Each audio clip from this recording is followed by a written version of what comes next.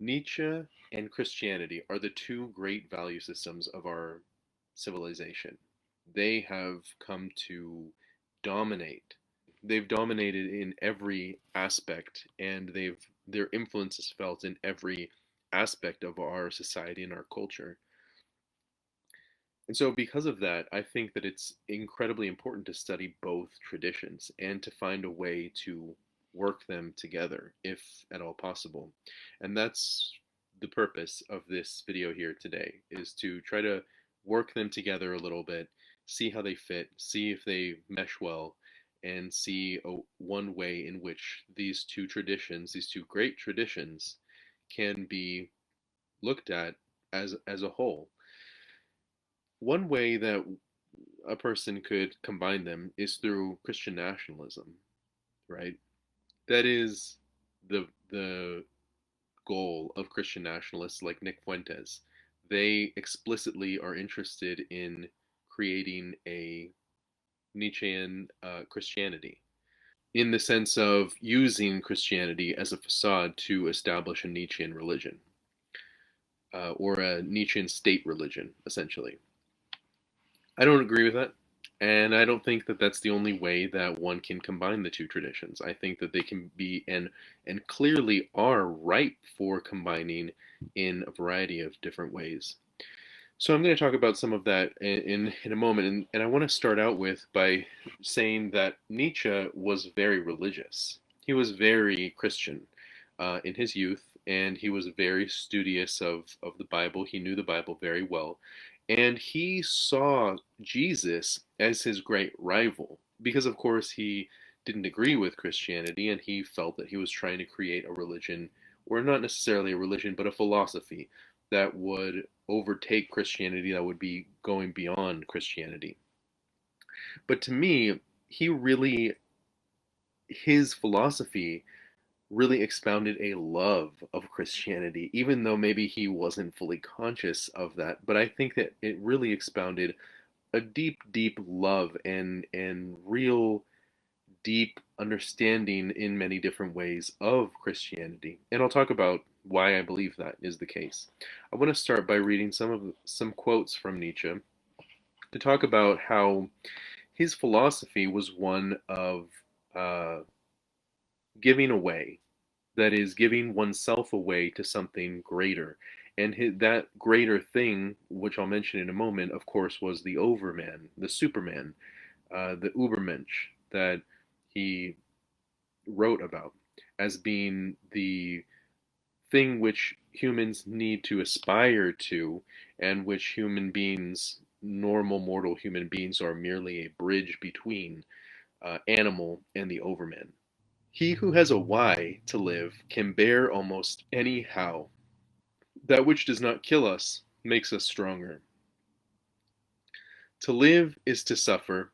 To survive is to find some meaning in the suffering. He who would learn to fly one day must learn to stand and walk and run and climb and dance. One cannot fly into flying. Being too concerned with self-preservation leads to decadence, and being too concerned with the comforts of life leads to decadence, and he decried decadence. I want to read a section in Beyond Good and Evil, section 202. Now it is bound to make a harsh sound, and one not easy for ears to hear, when we insist again and again, that which here believes it knows, that which here glorifies itself with its praising and blaming and calls itself good, is the instinct of the herd animal man. The instinct which has broken through and come to predominate and prevail over the other instincts, and is coming to do so more and more in proportion to the increasing physiological approximation and assimilation of which it is the symptom. Morality is in Europe today herd animal morality. That is to say, as we understand the thing, only one kind of human morality, beside which, before which, after which, many other, above all higher, moralities are possible or ought to be possible. But against such a possibility, against such an ought, this morality defends itself with all its might. It says obstinately and stubbornly, I am morality itself, and nothing is morality besides me. So I wanted to mention briefly that human beings are herd animals. That is what we are. Um, and one of the ways in which you can know that this is the case is through a distribution, what's called a distribution curve. It kind of goes like this. And it's a distribution curve or the bell curve of public opinion, public behavior, things like that. And what you'll see is that there are a few people here at the tail ends, but the vast majority of people want to be in the center. They want to go towards the center. They don't want to color too far outside the lines or do things too different, too much unlike those around them, their family, their friends, the people in their communities, the people in their country. People generally try to act like one another. And that is a herd instinct because there is safety in the middle of the herd, right? There's safety in doing all the safe things, liking all the safe things and music and movies and books and games and having all the same opinions and things like that. Now, ultimately, what that leads to, right, is a kind of homogeneity, a kind of static personality which doesn't change, and decadence. And here's something that Nietzsche said about, he wrote about what he called the last man. He wrote, "Alas, the time of the most despicable man is coming, he that is no longer able to despise himself. Behold, I show you the last man. What is love? What is creation? What is longing? What is a star?" Thus asks the last man, and he blinks. The earth has become smaller, and on it hops the man who makes everything small. We have invented happiness, say the last men, and they blink. Now, if that isn't a searing indictment of our society, then I don't know what is. Because this, honestly, and I don't think that you could successfully argue against this proposition that this is the most decadent time in human history. This is the most decadent time. We have comforts that people 1,000 years, 2,000, even 100 years ago could not have dreamed of. The comforts that we have, even if you're poor, you still have certain comforts and luxuries that people in the past cannot have dreamed of. And it's caused us to become very comfortable and very complacent.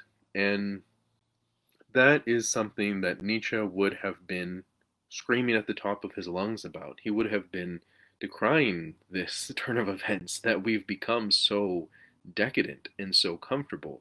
And the last man is basically the reigning ideology of today. Don't go too far outside the lines, don't push back, just be just be comfortable and then die and have nothing to show for your life. Whereas Nietzsche was talking about pushing beyond those things, being comfortable with suffering, being okay with having to suffer for a greater purpose. He who has a why is able to bear almost any how.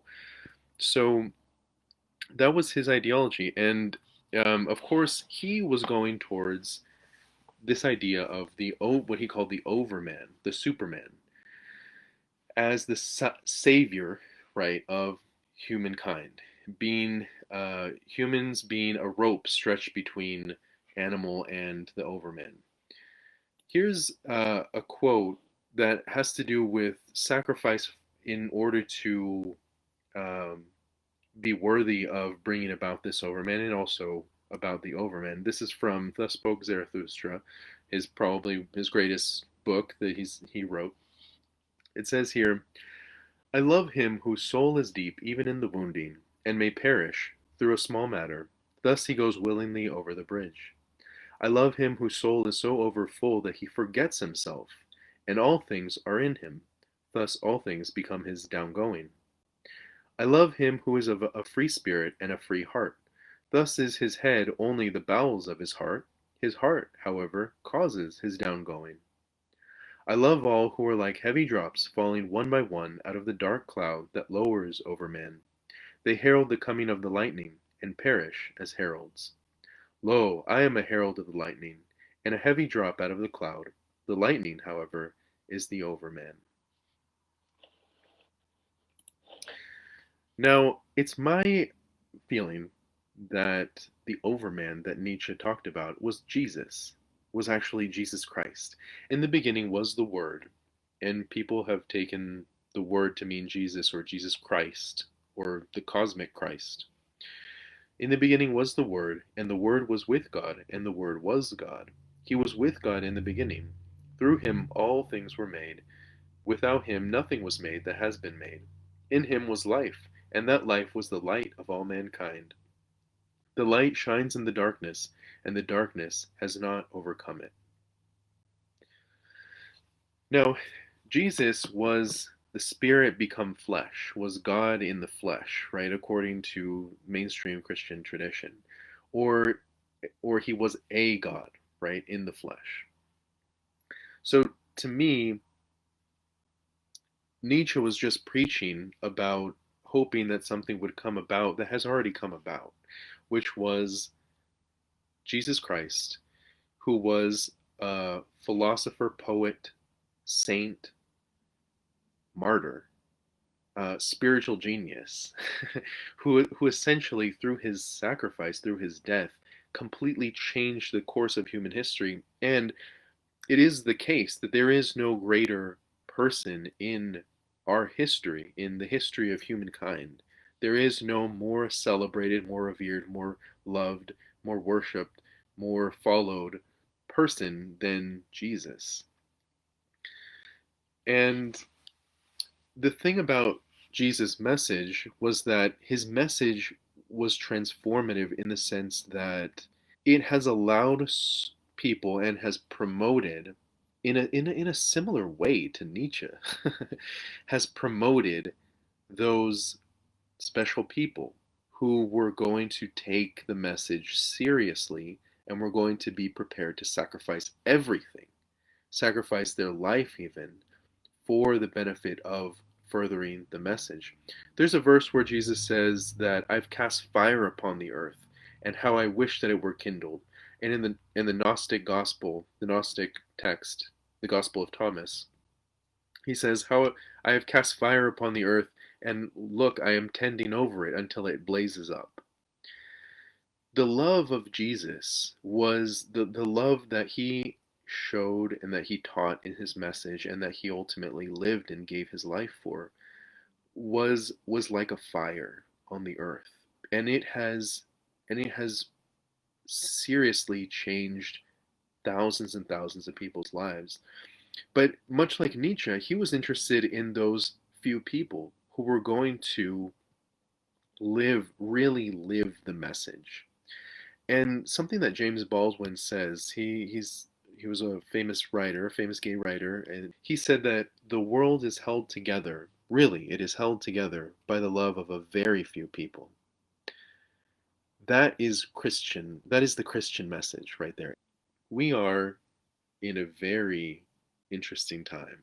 It's the most interesting time to be alive, which is the twilight of humankind, right? The last days, essentially, just like the Bible foretold and predicted. These are the last days. We've been here for maybe 200,000 years, right? Is what scientists say. And these may be the final 100 years or less of humankind. They may be, you know. But I think that Christianity is concerned with humanity surviving. And here's something that Revelation 20, 4 through 6, this is after the end of the world, right? After the collapse of civilization, after Armageddon happens. It says that just before this, it says that an angel threw Satan the devil into a dungeon and locked him in there for 1,000 years. So this is what happens during these 1,000 years, during the time after the collapse of global civilization. It says, I saw thrones on which were seated those who had been given authority to judge. And I saw the souls of those who had been beheaded because of their testimony about Jesus and because of the word of God. They had not worshipped the beast or its image, and had not received its mark on their foreheads or their hands. They came to life and reigned with Christ 1,000 years. The rest of the dead did not come to life until the 1,000 years were ended. This is the first resurrection. Blessed and holy are those who share in the first resurrection. The second death has no power over them, but they will be priests of God and of Christ and will reign with him for 1,000 years. The thing about self sacrificial love is that it causes a person to be able to live beyond their mortal life. Jesus is still alive, right? The guy is still alive. 2,000 years later, the man is still alive in the hearts and minds of billions of people who know about him, who think about him, who pray to him, who talk about him. The dude is still alive, and that is the case with the saints. People like Sophie Scholl, Martin Luther King Jr., Malcolm X, people like William Tyndale, these people who have given and sacrificed their lives for the benefit of humankind, the benefit of their fellow man, and for the benefit of, well, for their love of God as well, but it being inherently connected with their love of their neighbor and their fellow person. These people are still alive, and especially, and what it's trying to foretell here is that especially after the collapse, these people who sacrifice for the benefit of humankind are going to, as it says, come to life. They're going to come back to life and reign over people because of the fact that they gave it all. And who knows if that's really going to happen or not. But my question is, how is it that 2,000 years ago they could have, someone, whether John or whoever the writer of Revelation was, could have predicted the things that we're seeing?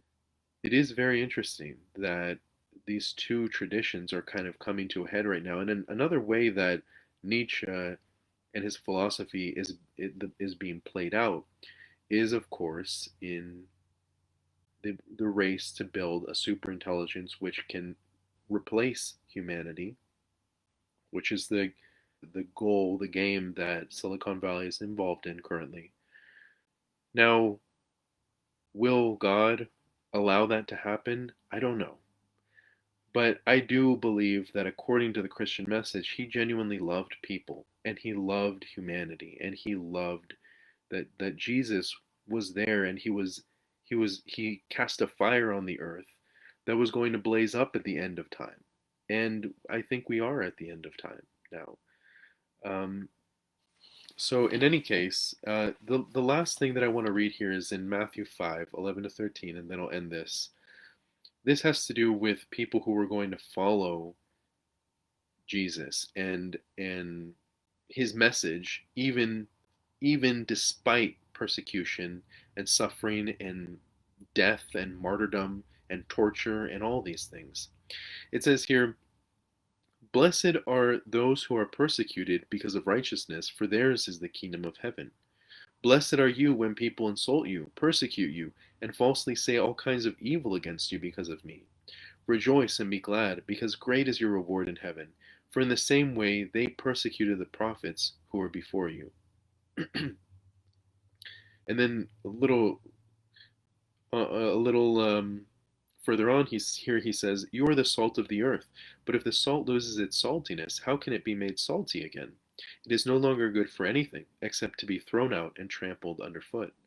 You are the light of the world. A town built on a hill cannot be hidden. Neither do people light a lamp and put it under a bowl. Instead, they put it on its stand, and it gives light to everyone in the house.